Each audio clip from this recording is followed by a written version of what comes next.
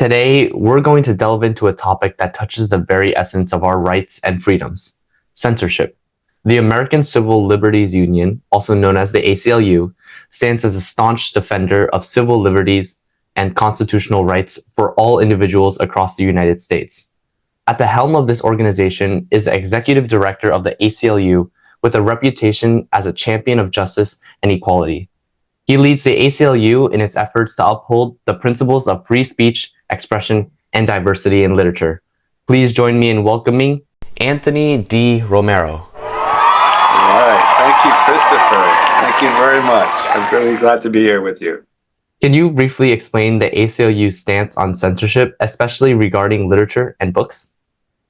Yeah, so it's kind of foundational, Christopher. I mean, for us, it's been something from the very beginning about the importance of defending the First Amendment right for people to speak, to associate, the right to free speech. We think it's foundational to making sure that we have an educated population, an educated citizenry that can hold the government accountable, and that the only way that can happen is when ideas are openly disseminated, discussed, debated. And throughout our history, we've taken the stance of defending the right of access to information and the right to make up your own mind. We often talk about the right to free speech.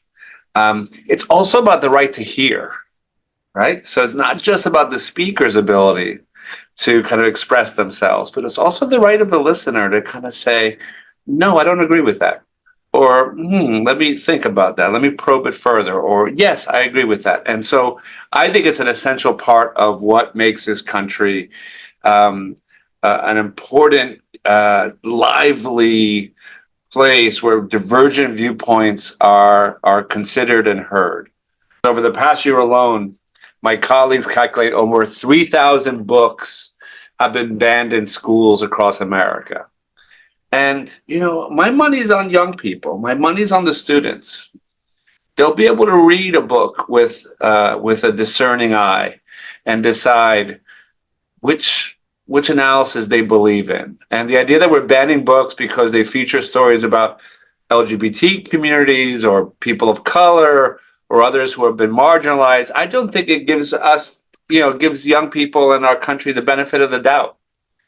Book bans are just wrong-headed, and they're ignorant, quite literally. And my money's on the ability for people to make up their own minds. And I think every student should have the right to have access to information and to kind of have a great education.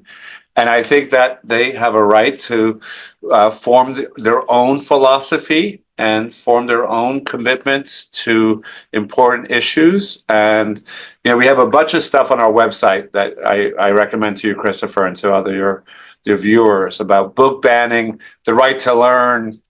There are some documents and some materials around classroom censorship, and it should just not be tolerated. I remember the books I checked out of the public library where I went to school were foundational for me.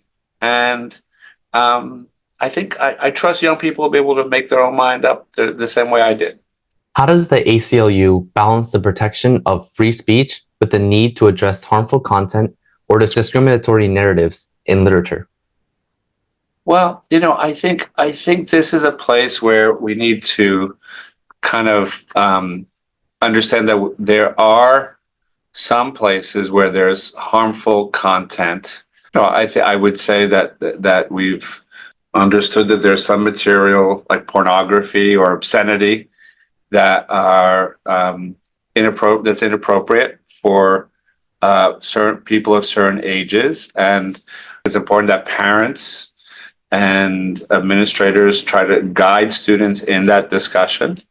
I think the broader issues around what content around kind of race relations or gender roles or LGBT identity, I think let people probe it with their own minds. And I am willing to kind of bet on the power of the individual mind to say, wait a minute, what's going on here? And I think if we inculcate the right values in young people to be curious, also to understand and saying, well, maybe this is not the most appropriate content for me. I come from a place where I think the mind should be explored and deepened and strengthened. And I think parents that develop a good relationship with their children know to begin to trust their kids and figuring out what is appropriate and inappropriate for them. And of course, parents should be there to help provide some of the guidance and the feedback on that. But I think that we tend to take the point of view that access to the diverse viewpoints, diverse books, diverse narratives will make the students better and smarter and not put them in jeopardy. Yeah, and I think in many times parents believe that they always know what's right, but without actually reading the book. I think some parents will try to do their best. Most parents will try to do their best. Mhm. Almost every parent will try to do their best, I should say. Yeah, yeah. But I don't think that all parents know all things. I mean, my parents were wonderful, loving, supportive, committed parents. They didn't really understand the kind of the plight of LGBT people in the way they came to later on. And the books I checked out of the public library helped me understand my emerging identity as a gay kid. And it helped me understand that I was not alone, that I was not sick, that I could have a fulfilling life. And some of it was nonfiction, some of it was fiction. And where I could not get that level of inspiration or guidance from my mom and dad, I found in books. And thank God I did, because it helped me grow up with a broader understanding of what the world would be like in front of me. And that's why I think the book bans do such damage to our communities and to our young people. And, there were things I read. I remember reading Hitler's writings of Mein Kampf. I didn't become a Nazi. Right? I thought he was utterly out of his mind. He was a sociopath. I was a young person in high school. And I thought it was utterly appalling to have someone write it out in that way. And I was able to reject that part of the analysis. I didn't walk away with like, oh my God, I gotta be like this person, like Hitler. It's just, no, I rejected it. I was just like argued with it. I quarreled with it. I read it and I put it aside and did not adhere to it. And I think my money's on young people being able to make up their minds and figure out what makes sense for them. And most of the time is when adults are trying to insert themselves in a conversation in a young person's mind that I don't think does them service. And sometimes the most challenging thing is when politicians insert themselves in conversations between parents and their kids. Many of the advocates for kind of keeping books on shelves are parents, are librarians, are school teachers, and it's usually politicians who are just trying to score cheap political points by banning books on an ideology they don't agree with or they don't understand. And, they should stick to their knitting in a lot of instances. Politicians don't belong in the business of deciphering which books, which titles should be on a shelf. In your view, what role should schools and librarians play in promoting diverse books? And how can the ACLU support these efforts? I think librarians and administrators are critical at this point for being able to ensure that there's a diverse viewpoint and diverse perspectives, and that will open up young people's horizons. And that is what we want. We want people to think expansively, and then within a broader tableau, be able to make up their minds for themselves. And I think that sometimes librarians are being put in the crosshairs where politicians are telling them what books not to have or what discussions not to have. And I think part of what we are able to do is to stand up to the kind of politicians' pressure on librarians and school administrators. I trust the school librarians. I also trust parents. I mean, my parents, um, there were a lot of times when I would try to explain why this particular book or series was important to me, and they maybe didn't understand it. But I appreciated the fact that my mother would probe it with me and like, what books are you taking out, and why are you interested in this, and what are you pursuing? And I think we should trust the ability for individuals to make their own viewpoints. I remember I read in high school kind of a biography of not just Hitler, but also of Robert E. Lee. I wanted to understand the Civil War and what was in the mind of some of the people who fought against slavery. And my mind was smart enough to figure out, or at least with help from my teachers and my supporters and my friends, I was able to kind of reject ideology that I found hurtful. But I understood it. And I think that's the beauty of the books open up worlds of understanding, and allow you to kind of really experience things in the ways that you could not otherwise, usually on a first-hand basis. What strategies or initiatives does the ACLU recommend for individuals or communities who want to advocate for greater diversity in literature while also protecting against censorship?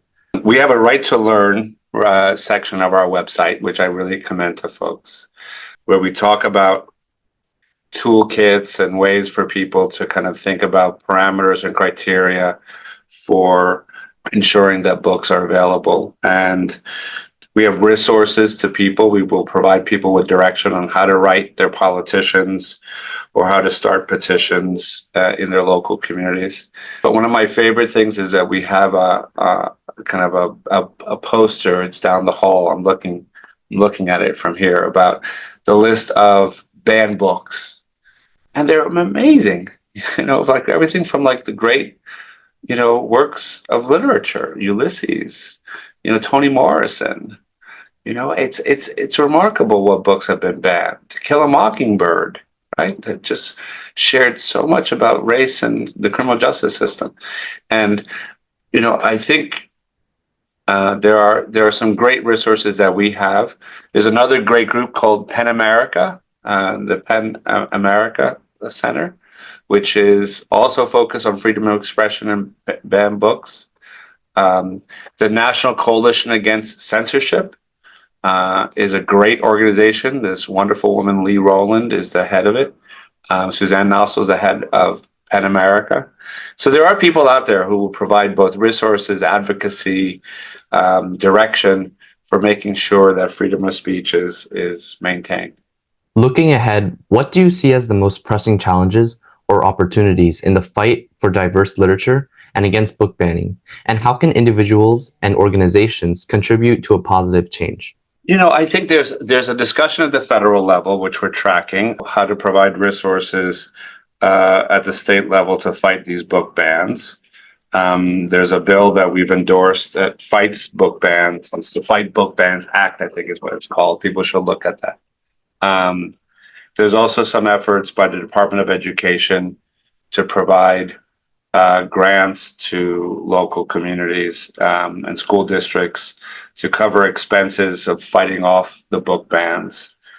I think beyond some of the federal efforts, there's also kind of ways for people to get involved. Any one of us who's read a book and who has been moved or touched by it is a potential advocate. I think it's really important to underscore for folks that the right to learn, the right to explore, the right to read, the right to formulate one's own mind is really an essential part of what everyone cares about. I would sometimes have these discussions with my mom. She's no longer alive. I miss her. But my mom was a very devout Catholic. And sometimes she wanted to understand, why are you doing this, Antonio? What do you mean? Some of this you're described as standing up against all these things. What are you standing up for? And I would often say to her, what we're here for is to stand up for the right of the individual to decide for themselves what they think, what they feel, who they are, what God they worship, if any God at all. And imagine if people were trying to regulate that to you, right? And I use an example to her. I said, imagine if you lived in a town or a state or a country that banned your version of the Bible, and that the only Bible you could get would be a Protestant version or the Jewish version of the Bible. How would you feel if they were banning a book that was central to your identity as a person? And she I feel pretty bad. Exactly. And you realize, no, this is much more than just what a book is on a shelf. This is about who we are and what we think and who we associate with. And the book banning piece has been a kind of a real essential part of our agenda. And we'll keep doing it. As they keep banning books, we'll keep fighting for making sure that those books are not banned and people have a right to read and make up their own minds. And then we'll keep printing out new posters with new books that have been banned. I want to extend my deepest gratitude to Anthony D. Romero for sharing his invaluable perspectives on the intersection of diversity in literature and censorship, as well as the ACLU's unwavering commitment to defending civil liberties. Your contributions are truly appreciated. We are thankful for your insights. Christopher, you made my day. And the fact that you care about this enough to want to invite me on your program, I'm banking on you. So read all the books you want. And after you've read a bunch of them, come with me and then help me fight off the bans that would limit those books for other people. We're counting on your generation to fix what we got wrong. And knowing that there are people like you coming up through the ranks just gives me real hope. And so keep doing what you're doing and keep collecting followers to this cause, because it's a good, Yes, it's a righteous I will. one, and we need the help. All right. Yes, I will. Maybe I could be your assistant. Maybe you could be my successor.